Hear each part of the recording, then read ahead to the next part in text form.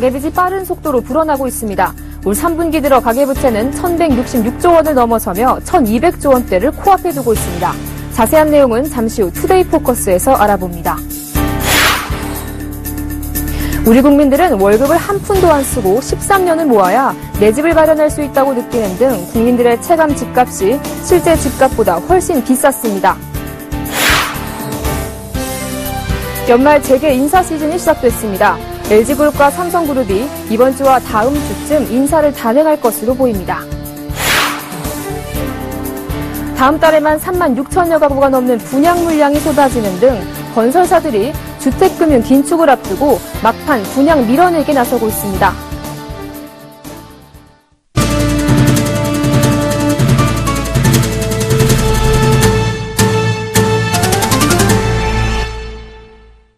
여러분 안녕하십니까? 24일 화요일 생경제연장 오늘의 주요 뉴스입니다.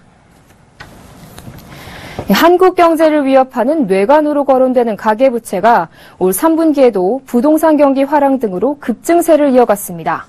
한국은행은 지난 9월 말 기준 가계신용 잔액은 1,166조 374억 원으로 집계했습니다. 이는 한국은행이 가계신용 통계를 편제하기 시작한 2002년 4분기 이후 역대 최대 규모입니다. 지난 2분기 말과 비교하면 3개월 새 3% 늘었고 분기별 최대 증가폭 기록을 세웠습니다.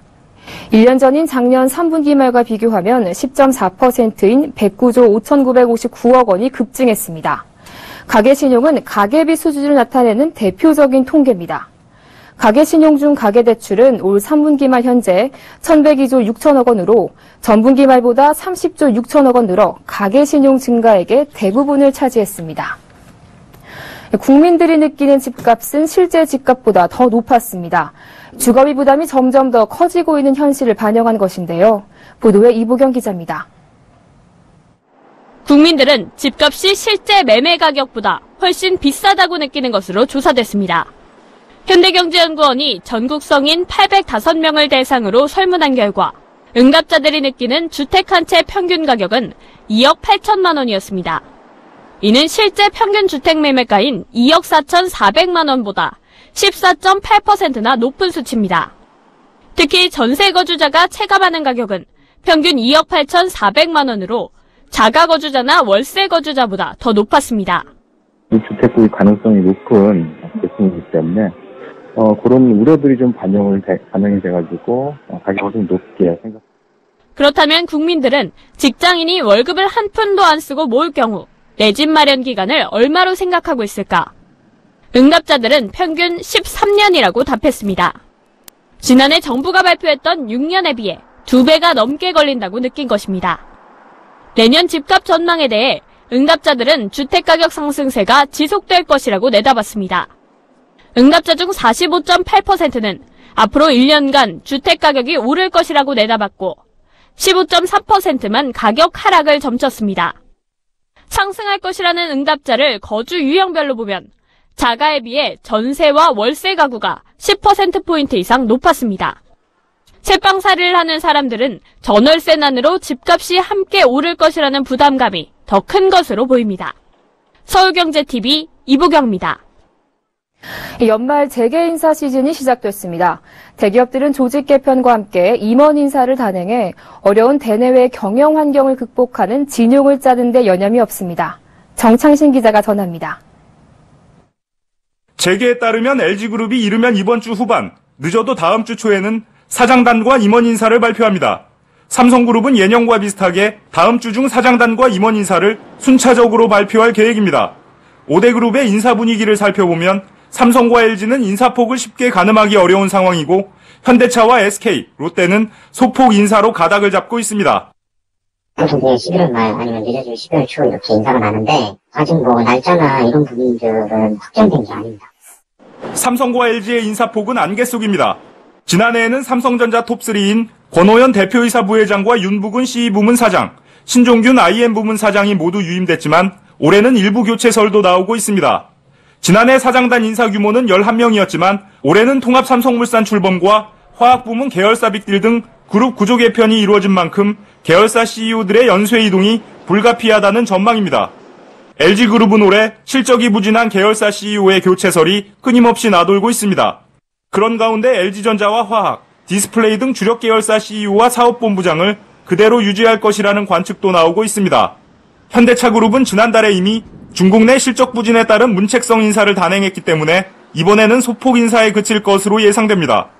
연말 인사에는 최근 론칭한 고급 브랜드 제네시스에 힘을 실어주기 위해 고급차 개발 관련 부서 등에서 승진 인사가 이루어질 것으로 예측됩니다. SK그룹은 계열사 사장단의 소폭 교체가 전망됩니다. 최태원 SK 회장이 지난달 말 제주에서 열린 CEO 합숙 세미나에서 수펙스 추구협의회의 성과를 높이 평가하며 김창근 수펙스 추구협의회 의장 등에 대한 두터운 신뢰를 나타냈습니다. 이에 따라 SK그룹 안팎에서는 내달 인사에서 김창근 의장을 비롯한 주력 계열사 CEO 대부분이 유임될 것으로 보는 분위기입니다. 서울경제TV 정창신입니다. 보험사들이 자율적으로 보험료를 정할 수 있도록 가격 규제가 완화되면서 내년부터 실손의료보험 보험료가 오를 전망입니다. 금융위원회는 보험산업 경쟁력 강화 후속 조치로 내년부터 보험상품 가격의 획일성을 초래한 표준이율 제도를 폐지하고 공시이율 등의 규제도 순차적으로 폐지하는 개정안을 심의를 거쳐 확정했습니다. 이에 따라 금리 연동형 보험 상품의 보험금의 지급에 활용되는 공시이율 조정 범위는 현행 플러스 마이너스 20%에서 내년에는 플러스 마이너스 30%로 확대하고 2017년부터는 아예 폐지됩니다. 일괄적인 가격 상승 우려가 있는 실손 의료보험의 조정 한도는 내년 플러스 마이너스 30%, 2017년에는 플러스 마이너스 35%로 확대한 뒤 2018년부터 조건부로 자율화하기로 했습니다. 이에 따라 손해율이 높았던 실손 의료보험은 내년에 최대 30% 오를 수 있게 됩니다. 올 겨울에도 분양시장 열기는 여전합니다. 다음 달 전국 아파트 분양 예정 물량은 지난 3년치 12월 평균 분양 물량을 훌쩍 뛰어넘었는데요. 자세한 소식 조주희 기자가 전합니다. 올 한 해 분양가 상한제 탄력 적용과 청약제도 간소화 등 규제 완화, 저금리 상황 등으로 부동산 시장 여건이 좋아지면서 연말까지 분양 물량이 줄을 이을 예정입니다. 부동산 정보업체 부동산 114에 따르면 다음 달 전국 아파트 분양 예정 물량은 36,872가구입니다. 이는 지난 3년치 12월 평균 물량인 19,589가구보다 88%나 많은 양입니다. 저금리와 전세난 여파로 청약 수요가 늘면서 분양시장 호조세가 이어지고 있는데요. 이런 분위기 속에 건설사들이 앞다퉈 밀어내기 분양에 나선 가운데 올 가을 신규 분양 물량이 크게 늘었습니다. 서울은 재개발 재건축 아파트 분양 예정 물량이 많습니다. 광진구 레미안 구이파크 스위트, 동대문구 휘경 SK뷰 등 3,645가구가 분양 예정입니다. 경기도에서는 파주 힐스테이트 운정, 동탄 신안 인스빌 리벨라 등 18,975가구로 분양 물량이 풍성합니다. 지방에서는 재개발 재건축 분양 물량 14,252가구가 공급됩니다. 지역별 분양 물량은 경북, 충남, 경남, 충북, 전북, 강원 순으로 많습니다. 다만 다음 달 분양시장 열기는 예년에 비해선 뜨겁지만 이달 성수기와 비교해서는 낮은 수치입니다. 11월 81,134가구였던 분양 물량은 12월에는 44,262가구로 54.6% 줄어들 전망입니다. 서울경제TV 조주희입니다. 미국 연방준비제도가 다음 달 금리를 올리더라도 통화 완화 기조가 몇 년은 더 이어질 것으로 보이는데요. 빠른 속도로 금리를 올리다가 자칫 경제 회복의 불씨가 꺼질 수도 있기 때문입니다. 김성은 기자입니다. 제닛 옐런 미국 연방준비제도 의장은 현지 시간으로 23일 첫 금리 인상 후 금리 상승 속도는 완만할 것이라고 밝혔습니다. 옐런 의장은 이날 금리 인상을 촉구하는 미국 저축인들 모임의 탄원서에 대한 답장에서 지나치게 공격적인 금리 인상은 경제 성장을 저해해 지난 25년간 제로금리를 유지해온 일본처럼 다시 제로금리로 되돌아가게 할 수 있다면서 이 경우 저축인들에게 일시적으로만 유익한 일이 될 것이라고 답했습니다. 옐런 의장의 편지는 미국 소비자 운동의 대부인 랄프 네이더를 비롯한 저축인들 모임이 은행 예금으로 인한 수익이 너무 낮아 좌절감이 크다며 낸 탄원서에 대한 답장입니다. 연준은 다음 달 15에서 16일 연방공개시장위원회에서 기준금리를 0.25%포인트 인상할 것으로 예상되고 있습니다. 앞서 연준은 지난 2008년 금융위기 직후부터 0에서 0.25%의 제로 금리를 유지해왔습니다. 금리 인상으로 인해서 미국 경기가 위축되는 것을 방지하고 또 신흥국 경기가 둔화돼서 미국의 어떤 부메랑적인 역효과를 나타내는 것을 방지하기 위해서라도 기준금리 인상 속도는 원만하게 진행될 것 같습니다. 연준과 직거래를 하는 월가의 큰손인 프라이머리 딜러들도 연준이 앞으로 몇 년은 연방 기금 금리를 중립금리보다 낮게 유지해 성장과 인플레를 계속 부추기는 기조를 유지할 것으로 내다봤습니다. 달러 강세 역시 금리 인상 속도를 늦추는 작용을 하고 있습니다. 코메르츠방크는 연준이 최근 여러 차례 달러 강세 충격을 걱정했다면서 이는 달러 가치가 너무 뛰어서 통화 정책을 조정할 것임을 내비친 것이라고 분석했습니다. 서울경제TV 김성훈입니다. 만약 사람이 접근하기 어려운 산악지역에서 재난을 당했는데 통신망이 먹통이 돼 구조 요청이 불가능한 상황이라면 어떨까요? 정말 상상만 해도 아찔한데요. 위급한 상황에서도 조난자를 빠르게 구조할 수 있는 통신 장비가 세계 최초로 개발됐습니다. 한지희 기자가 현장에 다녀왔습니다. 드론이 힘차게 허공을 가로지릅니다. 이 드론에는 LTE 기지국과 핵심 장비들이 들어있습니다. 재난 재해 상황을 대비해 세계 최초로 개발된 이동형 기지국입니다. 사람의 접근이 어려운 고립 지역에서도 쉽게 찾아갈 수 있습니다. 드론 앞부분에는 적외선 카메라가 있어서 위기 상황에서도 열감지를 통해 손쉽게 조난자를 찾아낼 수 있습니다. 배터리가 방전된 드론은 정거장에 교대로 착륙시켜 급속 충전을 할 수 있습니다. 이번에 저희가 한 재난안전통신망 시범 서비스는 내년 6월까지 완료를 하고 이번에 선보인 새로운 기술들은 재난 대응 서비스로서 국민의 안전한 통신이 가능하도록 점진적으로 확대해 나갈 계획이 있습니다. 차량 접근이 어려운 산악 지역에서도 통신을 원활하게 할 수 있도록 배낭 기지국도 개발했습니다. 기지국 신호가 약한 지역에서는 백팩 LTE를 메고 이동해 통신 서비스를 제공하는 것입니다. 광케이블 구축이 어려운 해상 지역에서 이용할 수 있는 위성 통신 기술도 선보였습니다. 선박에 접시형 안테나를 설치하고 위성과 연결하면 필리핀 해역까지도 LTE 통신 서비스가 가능합니다. 이 통신 기술들은 오는 2018년 동계올림픽이 개최될 평창 지역을 중심으로 약 7개월간 시범 서비스를 할 예정입니다. 이제 높은 산악지대에서 재난 상황을 맞더라도 기지국을 장착한 드론이 신속하게 조난자의 위치를 파악할 수 있게 됐습니다. 강원도 평창에서 서울경제TV 한지입니다. 어제 시작된 현대자동차 제네시스 EQ900 사전 계약에 예상을 뛰어넘는 수요자들이 몰려 흥행 조짐을 보였습니다. 현대차는 이 기세를 몰아 내년 미국 시장에서 메르세데스 벤츠, BMW 등 고급 브랜드들과 정면 대결을 벌일 계획입니다. 정훈규 기자입니다. 현대자동차의 제네시스 EQ900이 하루 만에 4,300여 대 사전 계약됐습니다. EQ900은 현대차가 제네시스 브랜드로 출시하는 첫 차량으로 현대 브랜드의 최고급 세단이었던 에쿠스의 뒤를 잇는 모델입니다. 고가의 최고급 플래그십 세단임을 감안할 때 이번 계약 실적은 이례적인 수준입니다. 이전 모델인 에쿠스의 2009년 2월 사전 계약 첫날 1,100여 대의 실적과 비교하면 4배에 육박하는 수치입니다. 현대차는 새로운 럭셔리 브랜드에 대한 대중적 기대감이 반영된 결과라며 고급차 시장에서의 성공을 자신했습니다. EQ900은 다음 달 국내 출시되는데 내년 초 미국 시장에 진출해 제네시스 브랜드의 글로벌 선봉 역할을 맡게 됩니다. 미국에서는 G90이란 이름으로 출시되는데 현재 2세대 제네시스의 연식 변경 모델도 G80이란 이름으로 연이어 출시될 계획입니다. 현대차는 서유럽 시장의 경우 벤츠와 BMW가 고급차 시장을 장악하고 있어 당분간 진출을 자제하는 대신 국내와 미국 시장을 적극적으로 공략해 제네시스 브랜드의 위상을 올릴 방침입니다. 고급차 수요가 많은 중국 시장에도 단계적으로 제네시스 브랜드 차량을 출시할 예정입니다. 현재 자동차 전체 판매량은 중국이 1위지만 고급차 판매에서는 여전히 미국이 글로벌 시장을 주도하고 있다는 점도 현대차가 미국을 첫 도전지로 삼은 이유입니다. 미국에서 판매되는 고급차는 총 200만 대로 여전히 중국을 앞서고 있습니다. 고급차는 미국에서 성공해야 글로벌 시장에서 성공한다는 명제가 여전히 유효한 셈입니다.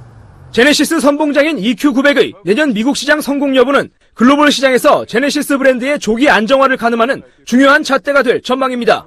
서울경제TV 정훈규입니다.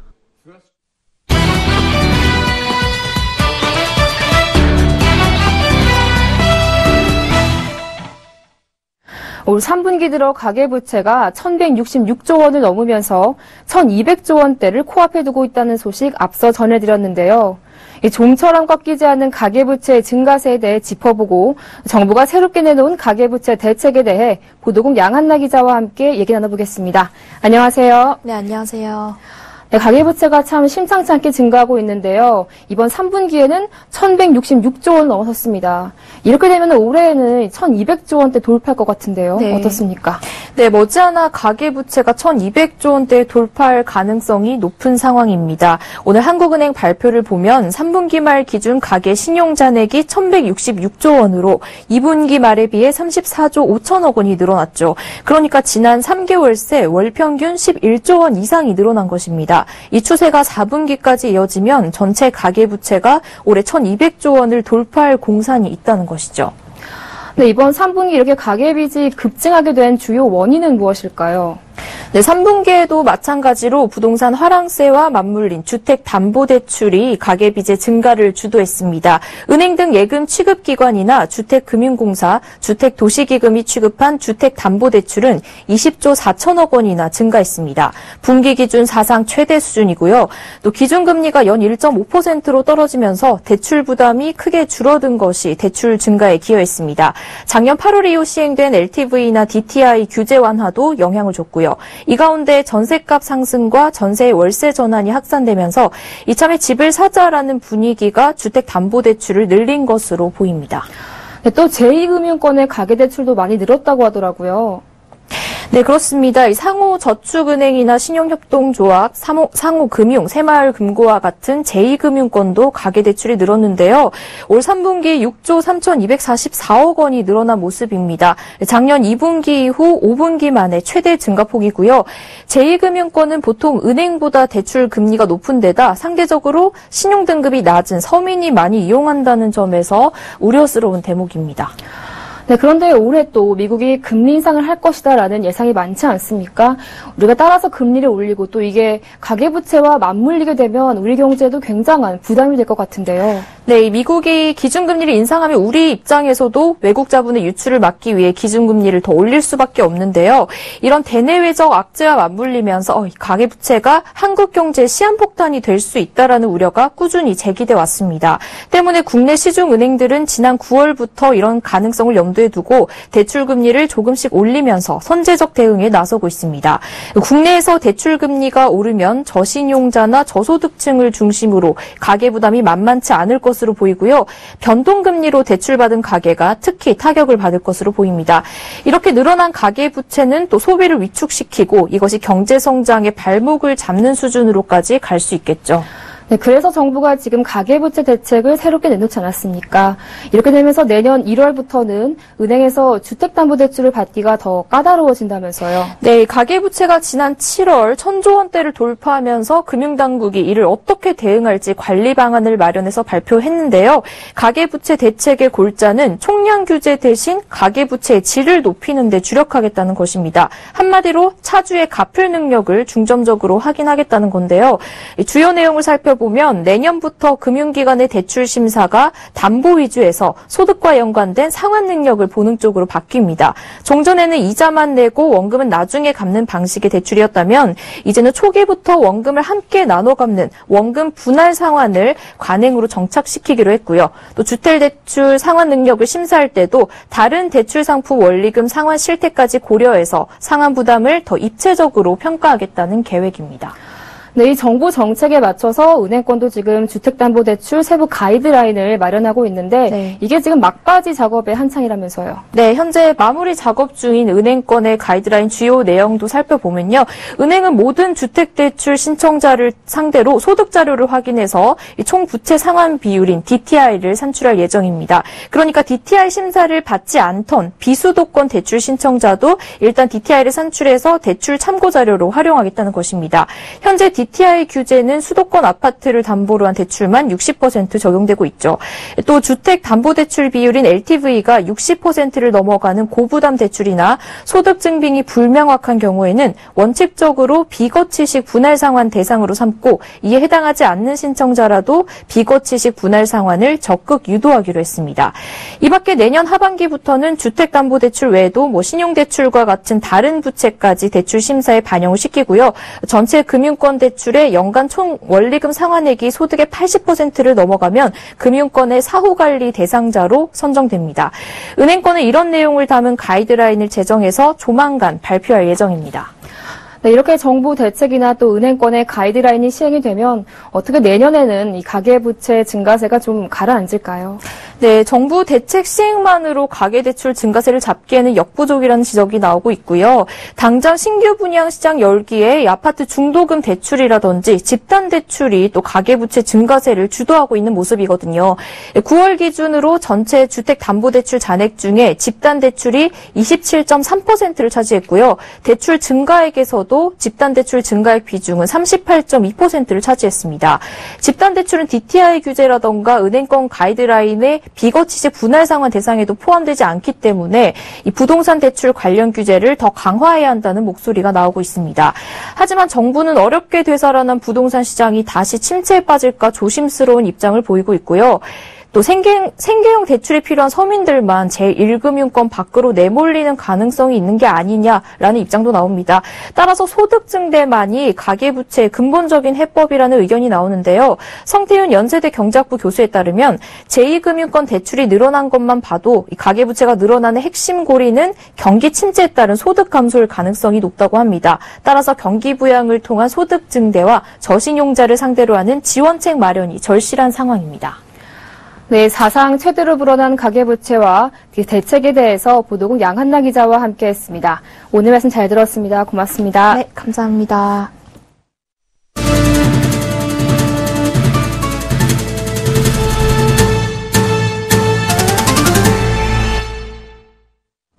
아산 정주영 명예회장의 탄생 100주년을 하루 앞둔 오늘 서울 그랜드 하얏트 호텔에서 아산의 생애와 업적을 되새기고 창조적 도전 정식을 계승하기 위한 기념식이 열렸습니다.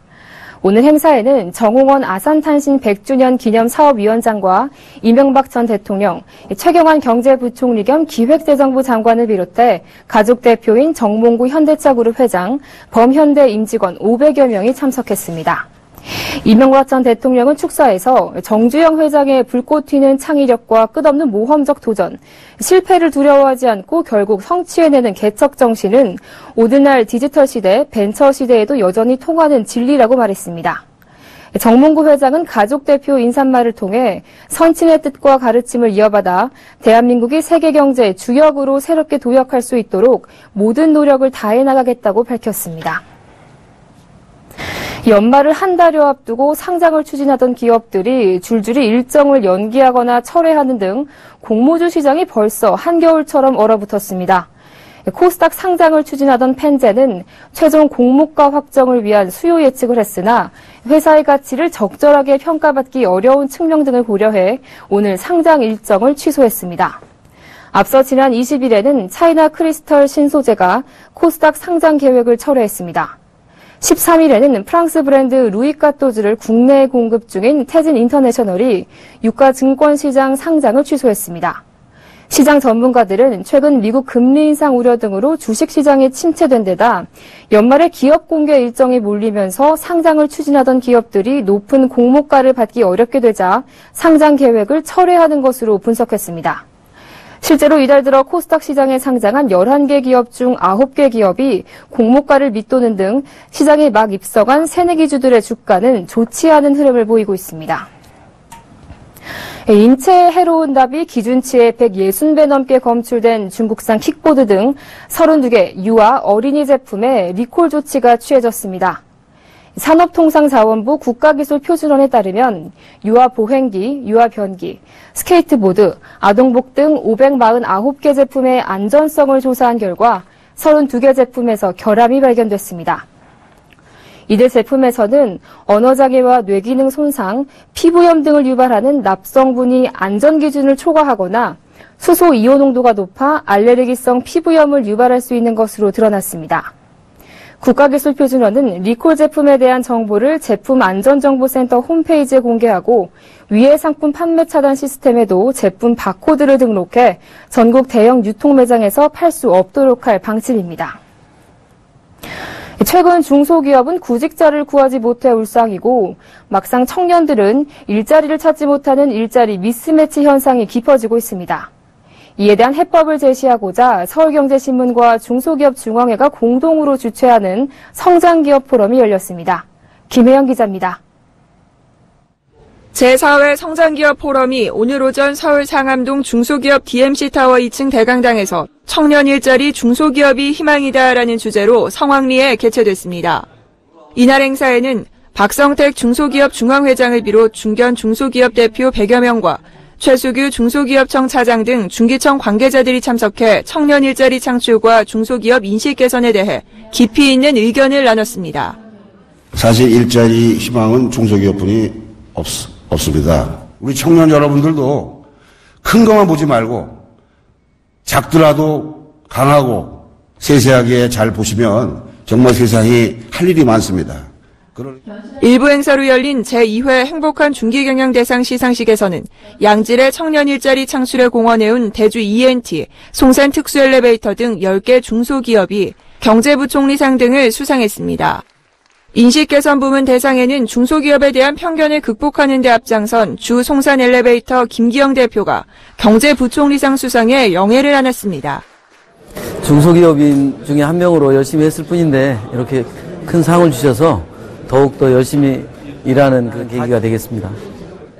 개인 부문 대상에는 고용 창출에 남다른 공적을 보여온 박주봉 주 대주 ENT 회장이 경제부총리상을 받았습니다. 좋은 일자리 많이 만들기에 있어서 저희들 적극 동참해서 저희가 기업을 이윤으로 다시 돌리고 또 이윤을 다시 투자해서 좋은 일자리를 많이 만드는데 최선의 노력을 다할까 합니다. 2부에서는 김원길 안토니 대표가 행복한 기업이 경쟁력이다라는 주제로 특강을 펼쳤습니다. 김 대표는 행복한 기업으로 나아가는 전제 조건으로 칭찬과 격려, 위로를 꼽았습니다. 이어 열린 오찬간담회에서 중소기업인들은 청년들이 가고 싶은 명품 기업의 조건을 주제로 담소를 나눴습니다. 올해로 4회째를 맞은 성장기업 포럼에서는 중견 중소기업 대표들이 참석해 양질의 청년 일자리 창출을 위해 머리를 맞댔습니다. 서울경제TV 김혜영입니다. 정부가 경기를 살려보자고 지난해부터 대출받기 쉽게 규제를 완화하면서 어떻게 보면 국민들에게 대출을 받으라고 권유했는데요. 경기는 살아나지 않고 가계빚만 사상 최대로 늘어났습니다. 생경제 현장 여기서 마칩니다. 시청해주신 여러분 고맙습니다.